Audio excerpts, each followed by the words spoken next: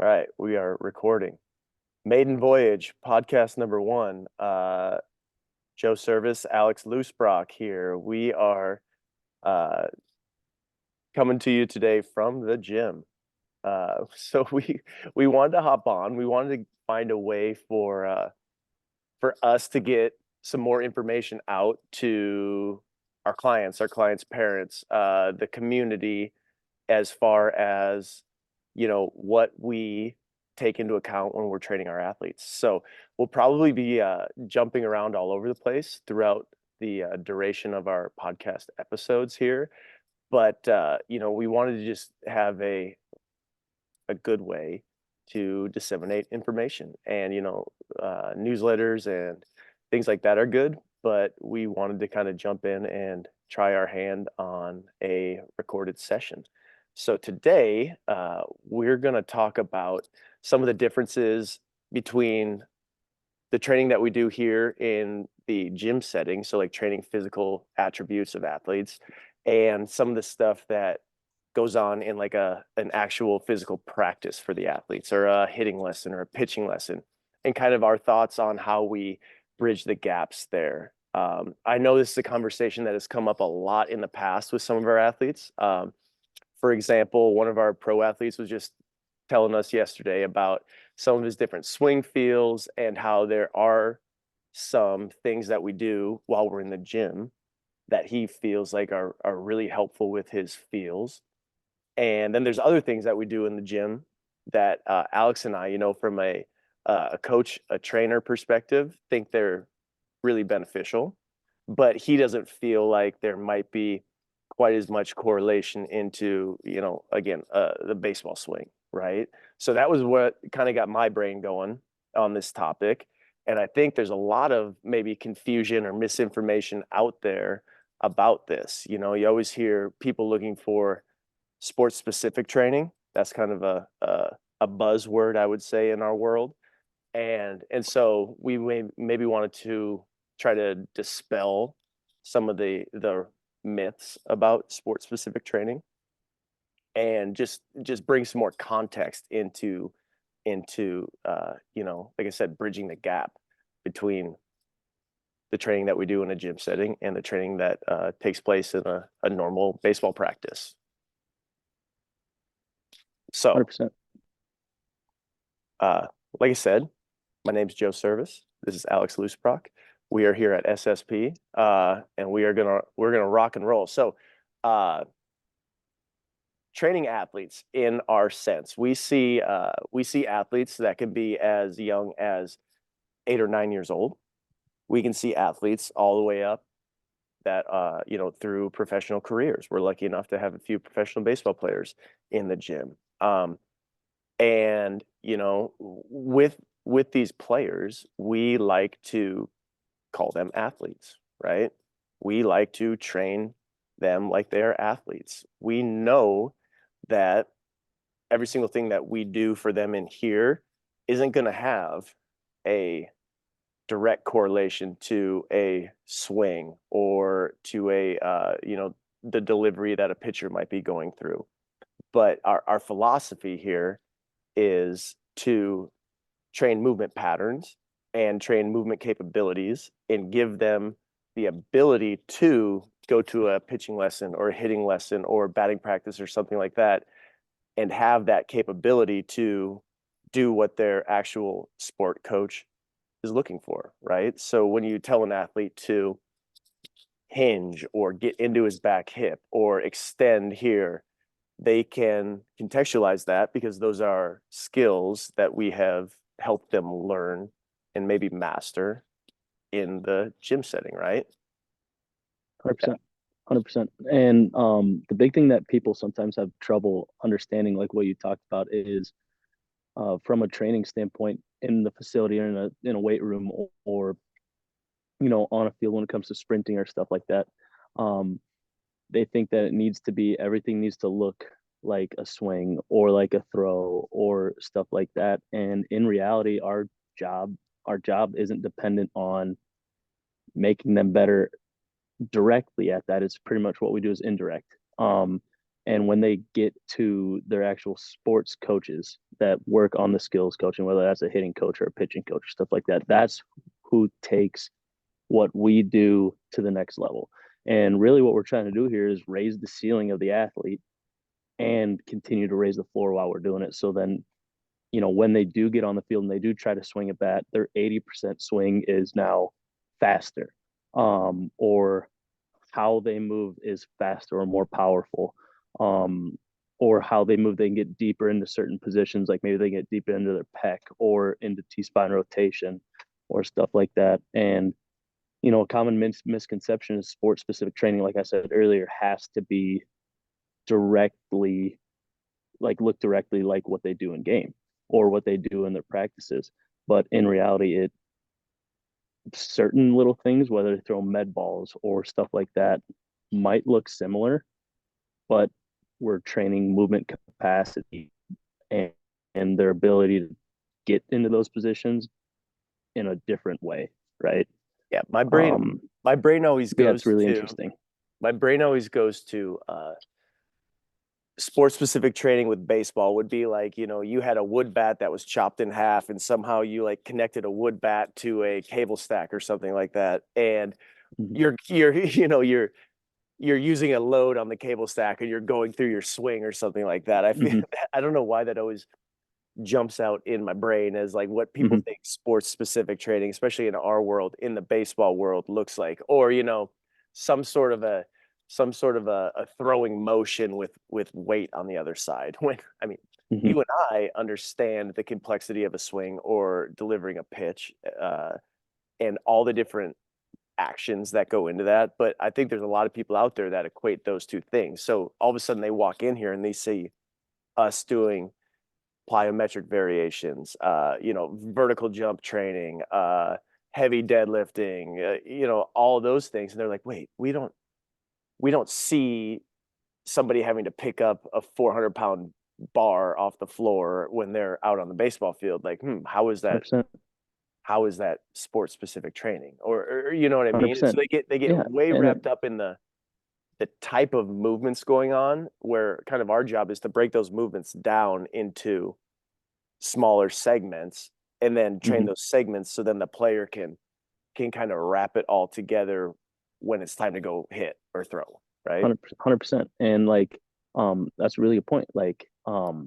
Even when it comes to our goal as sports performance coaches in this world is to make the athlete a better athlete. And by making him he or she a better athlete, that should translate to other stuff. Um, and a big thing that we do that is pretty unconventional that not a lot of people do, is we sprint pitchers a lot. And we do a lot of jumping and different running variations with pitchers And a what do they lot. always tell But us? how often do you see? What, And they what do they always always complain. say? They always complain. Pitchers never run. Pitchers All I never got to run. do is Why do cover I gotta first run? base, right? Yeah, exactly. Or what in this motion looks like you're sprinting? And Right. it's like, well, Johnny, we're not trying to work on your pitching ability directly right now, right? Hmm. We're trying to increase your athleticism and increase speed output and stuff like that when you are doing sprinting. I mean, with some of the athletes that we've worked with on the pitching side and training side here, I've seen a direct correlation between sprint times improving and their velocity improving. A direct correlation. Right. Just think So about it's really, really important. let's take that. That's a good example. Let's go a little bit deeper into that. So the reason that we have all of our athletes sprint, whether they are a pitcher, a catcher, offensive lineman, right? A basketball player, anything, right? Sprinting is one of the cornerstone pieces of our training. We know if an athlete is coming in 2 times a week or more, they will be doing max effort sprinting at least twice, right? Okay. 100%. And the for some of our younger athletes, it's maybe we're looking at it from a coordination standpoint. Maybe we're looking at it from a movement standpoint, like they don't know how to run, Mhm. so we have to break it down a little bit more.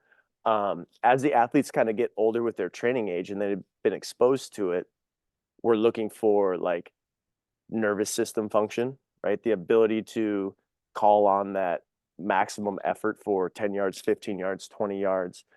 So there's just all these different layers. And if we can increase coordination by sprinting, if we can increase an ability of an athlete to tap into their nervous system, if we can increase maximum output, because I mean, really, go down the laundry list of all the different things that we do in here. And at the top of that list, as far as like maximum effort, maximum output, sprinting should be right at the top. And like maximum 100%. speed. We don't, even though we like to get guys on our gym aware units or using push bands where we're trying to measure bar speed, the speeds that are created through a sprint, even if the athlete isn't that great at it, are going to be much higher than anything we can ask them to do with a load, right? Whether it's a Hmm. deadlift, whether it's a Viking push press, whether it's a squat jump, any of that stuff. So it's 100%. kind of going back to your point, like if we can move their floor up, their ceiling hopefully is going to move up, and so we take them from here and we move that scale up, right? So what used to 100%. be 100% 100%. output to run a 1.15, 10-yard flying 10 is now maybe they can run a 115 at 85% output or so, you know what I mean? Hmm. So it's like, 100%. and we know there's good translation from our own in-house experience and from other research that's been done out there that increasing sprint capabilities is going to have correlation and carryover into things that are more baseball specific, right? 100%. And I mean, there's not a like to your point, there's not a single other exercise that we do that stimulates the CNS in a way that's like a full max out sprint. Not a single one. And Mm-hmm. that's why we love doing it so much, no matter, the athlete. And then on top of that, I can't tell you how many athletes that I've seen and that you've seen that have no idea how to go at 100% intensity. No idea. Zero clue how to actually push the envelope to the next level and try to find that extra gear, right? And that's something that's sprinting and doing full max effort and elongated sprints, whether that's anywhere between a 10 to 20 or a 10 to 10 or a 20 to 10, where they go and go and go, and it's an elongated period of time, right? And it's anywhere between a 3 and a 4 second, if it's a 10-10, it's probably 2.5 to 3 seconds, right? But something that's elongated like that, right? There's a place for what we do in the gym with our gym aware and push band and that type of stuff, 100%, right? But nothing compares to sprinting. And at the end of the day, speed kills, right? Like it's universally every single sport, whether it's baseball, football, basketball, even golf. I mean, golf's a little different, obviously, with the swing, right? And talking about ball speed, but speed in any way kills. And Mm-hmm. how do you train speed? Well, fundamentally, speed training is sprint training, right? Um, and yeah, it's a big cornerstone for us. And that's how we get back to circle what we were talking about. That's how we get sports specific with what we do here, right? Like we're increasing their max output in the weight room, and we're increasing their max output when it comes to speed training, right? And then we're adding different rotary concepts in with it, whether that's med balls or chops, lifts, whether that's any like anchor slash cable rotation work, landmine rotation work, whatever it is. Throughout all those different realms, that's how we become sports specific through it all, right? Not by their main exercise being like what you're talking about, a weighted cable bat swing, right? Right. Right. Like um there's other ways to do that. And like even if you talk about training when it comes to like with sports coaching now, like hitting and pitching coaches, they do that type of stuff in their training already, right? Like Mm-hmm. there's driveline bats that are way overload. There's driveline bats that are way underload with the axe bats and stuff like that. So they're getting their overload, underload stimulus from the swinging. Obviously, not everyone does that, right? It's a different training modality. But, you know, in my opinion, and I think this is yours as well, but I can't necessarily speak for you, leave that type of stuff for their coaches and for their practice time, because that's where they should be dedicating. That's what they should be dedicating practice time to. is doing that. And then that can lead into our next point that you were kind of talking about with practice plans and youth coaching and that type of stuff too. Yeah, I mean, we we're lucky enough to work out of our facility where we see a lot of teams practicing. And, I've been out of the baseball game personally for a few years now. You are fresh out, right? But I think I can Yep. still say that I kind of know, or at least, everyone's going to practice a little bit differently. So it's probably not fair to like say this is the one way, but maybe the way that I had been coached in the past and the practices that I was involved with looked like was the practice was for your sports skill, right? And sometimes I think it's easy, and maybe you're working with a younger population during practice, and maybe you have to, if the kids aren't playing catch or if the kids are a little spacey that day, you use running as a little bit of the kind of quote unquote punishment to kind of try to reel back in their attention and get them refocused and stuff like that. But I feel like it's really easy for uh for coaches to lean heavy on that when maybe uh, they're not prepared for the practice or something like that. And we see a lot of different sports kind of come through. We see baseball practices, we see soccer practices, we see we've seen some football work going on over there, and it's just I know we kind of always look at each other and we're like, man, like the team who is over there having to do wind sprints or something like, or maybe they're just running in a circle or something. It's like that time should be dedicated to just catch play, right? Like we both were Creighton Blue Jays, and we understand that at least at Creighton how important playing catch is, right? And games can be won and lost by your ability to catch the ball and throw the ball, right? And so, 100%. from a youth athlete perspective, like, hey, if you want some help with their speed training, their agility, or their strength training, like come talk to guys like us. It doesn't have to be us. You know what I mean? Go Yeah. seek somebody out who can give you a little bit of time dedicated to that. But man, when it's winter and we got 6 inches of snow on the ground, like what's losing you the games in the spring probably is like your ability to throw the ball and catch the ball. And we're not trying to throw stones or anything, but that's just like a observation that we have often, right? Is like, man, 100%. that hour and a half practice could be spent working on the actual baseball skill, because I don't 100%. know. I guess I don't feel like the nature of baseball is the nature of a team is losing a game, especially in the youth levels, losing a game or winning a game because they're necessarily better conditioned, right? And 100%.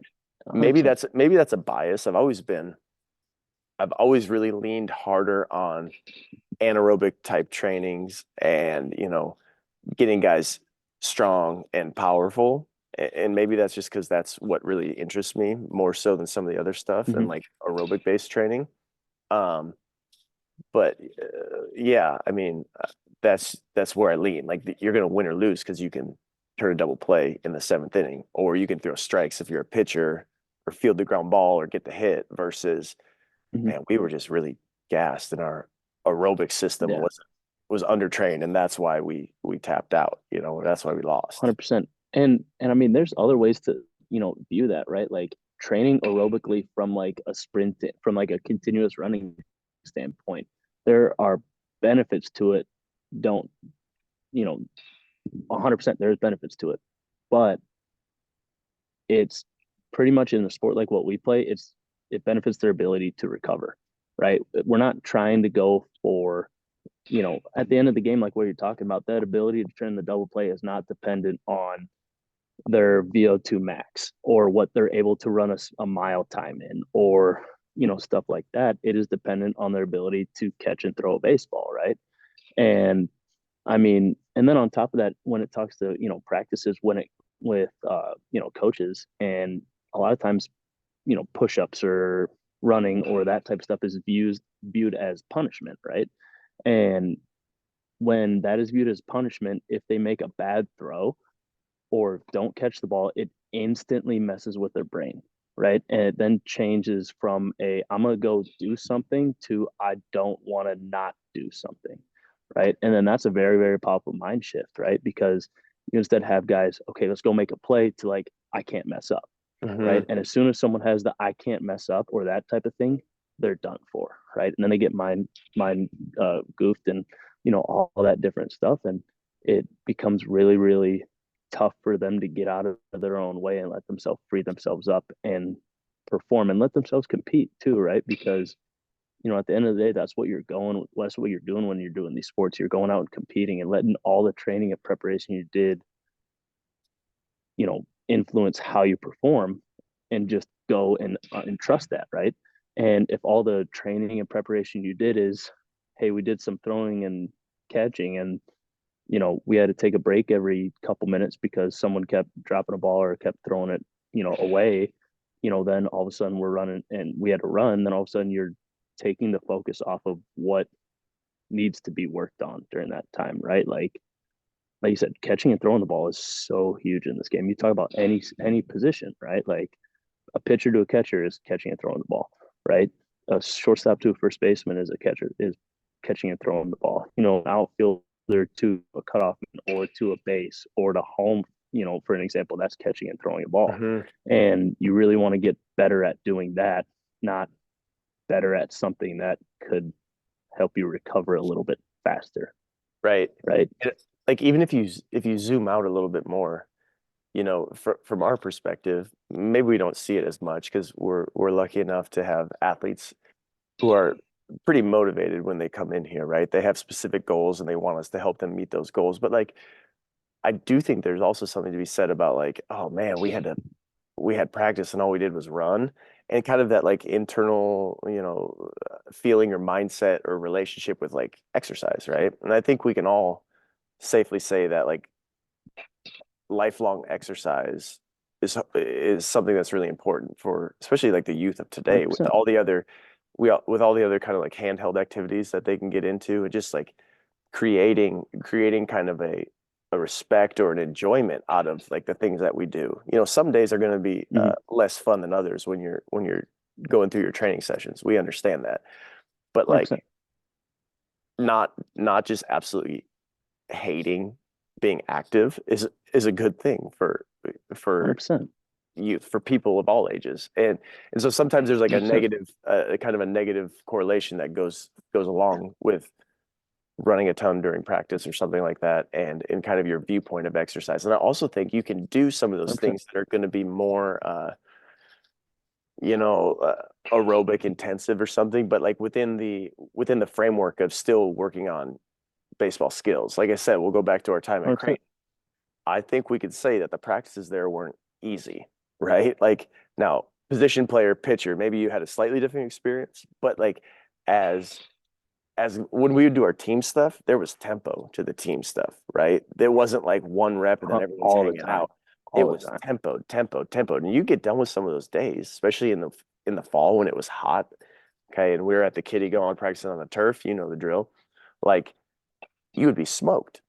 You know what I mean? Like you would be put down because the 100%. practice was just there was no downtime. It was like go, go, go. And from one drill to the next, to 100%. the next, to the next, to the next, you were constantly moving. And I don't have research. I don't have, you know, data that I can pull, but I would imagine we were tapping into our aerobic systems to make it Mm-hmm. through some of those practices. You know what I mean? 100%. And so 100%. we were getting that training that's kind of being sought after by a lot of coaches, but we were doing it in a manner that also we had our gloves on, we had balls in our hand, whether it was PFPs or bunt coverages or double play work or even cuts and relays, Mm-hmm. constant motion. And 100%. so there's kind of a way to blend those two avenues a little bit more than just the kind of jogging or the pole running that is it seems to be 100%. really prevalent in the baseball world, maybe more so than 100%. other sports. You hear a lot about gassers and stuff, maybe with football. Our world really likes the poles, and I'm not going to sit here and get Yep. into a I don't want to make this into a should you run poles or shouldn't you run poles conversation. But maybe there's a time and a place, but just as that kind of being a knee-jerk go-to for some of the people in the baseball world, I think there might be, a little better way to do it. And 100%. you know, that puts kind of a little bit of a period on the end of this. Just to kind of wrap, I guess. So when we're going back and we're talking about the sport specific, maybe on-field training versus the training that we're doing in here, we really look at it as trying to build up kind of foundational components of athleticism, especially with some of our high school and younger athletes, guys who maybe have a younger training age, guys who maybe it's their first time in the weight room, maybe they do some stuff at school and then they come in here to supplement. But again, increasing their foundational athleticism is huge and kind of, I guess, something that we really try to hang our hats on when we're building programs for the athletes, right? And then allowing them when they're in the cage or on the mound with a with one of their coaches, maybe it's a high school coach or maybe they're doing, winter practices or whatever, allowing them to use that foundation of athleticism that we kind of put together or we help them with here to increase their performance in between the lines. Because at the end of the day, I always tell this to parents, 100%. that's what it's all about, right? Like, what can we do for you that's going to increase your ability to perform at a higher level? We try not to chase numbers. It's good when guys hit PRs and are getting stronger. We love that. We love to see guys run faster and jump higher. But at the end of the day, if there's not carryover into the field of play, then it's, we're not really doing what we need to do. So we always try to keep that in mind also. 100%. Cool. 100%. Got anything else to add? 100%. We got a lot of people showing Mark up keeps now. distracting me. Yeah, 100%. No, I mean, you're 100% correct though. Like, just to, like you said, put a bow on it, right? Like the basic, if you want to cliff notes this whole thing, it's, dedicate time towards developing certain qualities, right? And knowing when to dedicate time to those qualities is really important, right? So dedicating time to getting, bigger, faster, stronger, and maybe increase aerobic capacity. Obviously the aerobic one, like what you talked about with like practices, right? You can make practices fast, right? But make sure you're working on the right stuff, right? But from a bigger, faster, stronger standpoint, leave that for a weight room, whether that's through us or through your school or wherever it is, right? And then, when you're at practice, right? If you want to get better at throwing a baseball, you got to throw a baseball more, right? You want to get better at catching a baseball, you got to catch baseball more. You want to get better at base running, right? Work on specific things on reading a pitcher with, reading how their feet are working with base running, right? And dedicate the time in the right places, right? And that's really what this whole thing boils down to, is dedicating time in the right places. Right. So cool. All right. Well, let's leave it there for our first go at this thing. Maybe we'll have a name by the time we reconvene for our second go at this. But I'm good for first one if you're good. All right. Perfect. Cool. All right. Thanks, Alex. See you in 2 seconds. Okay. Later. See you.